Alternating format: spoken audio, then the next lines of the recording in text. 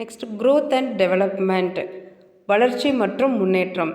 It studies the growth and development of the child. So ஒரு குழந்தையோட வளர்ச்சி மற்றும் முன்னேற்றம் அப்படிங்கிறத பற்றி படிக்கிறதுக்கு இது பயன்படுது. How a child passes through the various stages of growth and what are the characteristics of each stage and included in the study of educational psychology. So வேறு என்ன விஷயங்கள், பல்வேறு நிலைகளில் ஒரு குழந்தை எப்படி இருக்குது, ஒவ்வொரு நிலைகளிலும் அது எவ்வாறு கடந்து செல்லுது, ஒவ்வொரு நிலைகளிலும் அதோடைய பண்புகள் என்ன, அந்த பண்புகளை சரியான முறையில் எப்படி வழி நடத்துகிறாங்க அப்படின்றத முழுமையாக இந்த கல்வி உளவியல் ஆய்வு செய்யுது அப்படின்றத சொல்கிறாங்க. ஸோ இந்த growth அண்ட் டெவலப்மெண்ட் அப்படின்றது ஒரு குழந்தையோட ஒவ்வொரு நிலைகள்லையும் அதை எப்படி கடந்து செல்லுது அப்படின்றத பற்றி தெரிய வைக்குது. ஹெரிடிட்டி அண்ட் என்விரான்மெண்ட், பரம்பரை மற்றும் சுற்றுச்சூழல். To what extent heredity and environment contribute towards the growth of the individual. ஒரு தனி நபரோட வளர்ச்சிக்கு பரம்பரை மற்றும் சுற்றுச்சூழல் எந்த அளவு பங்களிக்கிறது அப்படிங்கிறதையும், and how this knowledge can be made use for bringing about the optimum development of the child. ஒரு குழந்தையோட உகந்த வளர்ச்சிக்கு இந்த கல்வி அறிவை நம்ம எந்த அளவுக்கு பயன்படுத்தலாம் அப்படின்றதையும், form a salient feature of the scope of education psychology. So இந்த கல்வி உளவியோட ஒரு மிகச்சிறந்த அம்சமே என்ன அப்படின்னு சொல்கிறாங்கன்னா, ஒரு தனி நபரோட பரம்பரை மற்றும் சுற்றுச்சூழல் வளர்ச்சிக்கு, அதோட உகந்த வளர்ச்சிக்கு நம்ம சரியான ஒரு அறிவை புகுத்தணும் அப்படின்றத சொல்லித்தருது. Nature and development of the personality, ஆளுமையின் தன்மை மற்றும் வளர்ச்சி. Education psychology deals with the nature and development of the personality of an individual. கல்வி உளவியல் ஒரு தனி நபரோட ஆளுமை, இயல்பு மற்றும் வளர்ச்சியை எப்படி கையாளணும் அப்படின்றத சொல்லுது.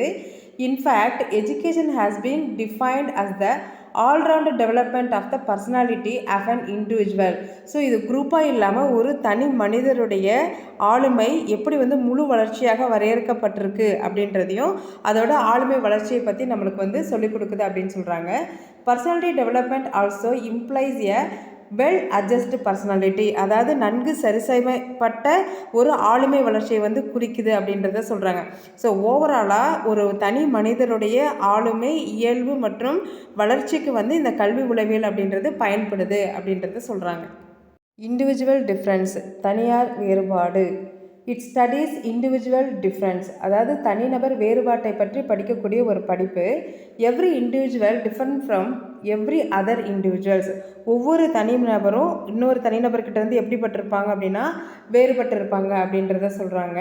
It is one of the fundamental fact of human nature which is have been brought on light by educational psychology. So கல்வி உளவியல் மூலமாக இது என்ன பண்ணியிருக்காங்கன்னா வெளிச்சத்துக்கு கொண்டு வரப்பட்ட ஒரு உண்மை. அதாவது ஒரு மனிதன் இன்னொரு மனிதன்கிட்ட கட்டாயமாக வேறுபட்டு இருக்கான் அப்படின்ற ஒரு உண்மை கொண்டு வந்தாங்க அப்படின்னு சொல்கிறாங்க. This is one fact has revolutionized the concept and the process of education. So இது உண்மையிலேயே ஒரு கருத்தான செயல்முறையாக என்ன பண்ணியிருக்கு அப்படின்னா ஒரு புரட்சிகரமானதாக அமைஞ்சிருக்கு அப்படின்னு சொல்கிறாங்க கல்வி உளவியலில். ஸோ ஒரு கல்வி உளவியல் மூலமாக நம்ம என்ன பண்ணுறோம் அப்படின்னா ஒரு தனிநபருக்கு இன்னொரு தனிநபருக்கு என்ன மாதிரியான வேறுபாடுகள் இருக்குது அப்படின்றத நம்ம தெரிஞ்சுக்க முடியுது. ஸோ இந்த ஸ்கோப் ஆஃப் எஜுகேஷன் சைக்காலஜியில் கடைசியாக 2 பிரிவுகள் இருக்குது. அதில் பார்த்தோம் அப்படின்னா intelligence and it measurement, guidance and counselling, அதாவது நுண்ணறிவு மற்றும் அளவீடு, வழிகாட்டுதல் மற்றும் ஆலோசனை பகிர்தல் அப்படின்றத சொல்கிறாங்க. It studies the nature, intelligence and it measurement, அதாவது இயற்கையாகவே இருக்கக்கூடிய நுண்ணறிவுகளை எப்படி அளவிடுறது. This is of utmost important for a teacher. இது ஆசிரியருக்கு மிக முக்கியமானது. ஏன்னா ஆசிரியர்கள் ஒவ்வொரு மாணவர்களுடைய நுண்ணறிவு திறனுக்கேற்ப என்ன பண்ணுறாங்க, அளவீடு செய்கிறாங்க அப்படின்னு சொல்கிறாங்க. It provides guidance and counselling. Education is nothing but providing guidance to the growing child. So கல்வி அப்படின்றது வேறு ஒன்றும் கிடையாது, வளரும் குழந்தைக்கு நம்ம என்ன மாதிரியாக வழிகாட்டுதல் பண்ணுறோம் அப்படின்றதான் அப்படின்னு சொல்கிறாங்க.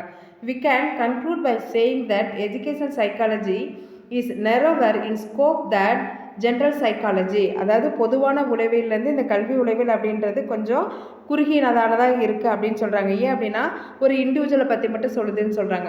While general psychology deals with the behaviour of the individual, ஒரு தனி நபருடைய நடத்தையை மட்டும்தான் இது என்ன பண்ணுது அப்படின்னு சொன்னால் சொல்லுது, அதை பற்றி மட்டும்தான் நம்மளுக்கு விவரிக்குது அப்படின்றத சொல்கிறாங்க.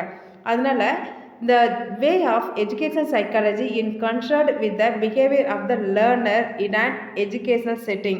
அதாவது இந்த கல்வி அப்படின்றதோட அடிப்படையில் என்ன அளவில் ஒரு மாணவனை வந்து என்ன பண்ணணும், அவனோட நடத்தையை நம்ம புரிஞ்சுக்கணும், அந்த புரிஞ்சுக்கிட்டு அதன் அடிப்படையில் அவனுக்கு எப்படி வந்து வழிகாட்டுதல் பண்ணணும் அப்படின்றத பற்றி இந்த டாப்பிக்கில் வந்து சொல்லியிருக்காங்க.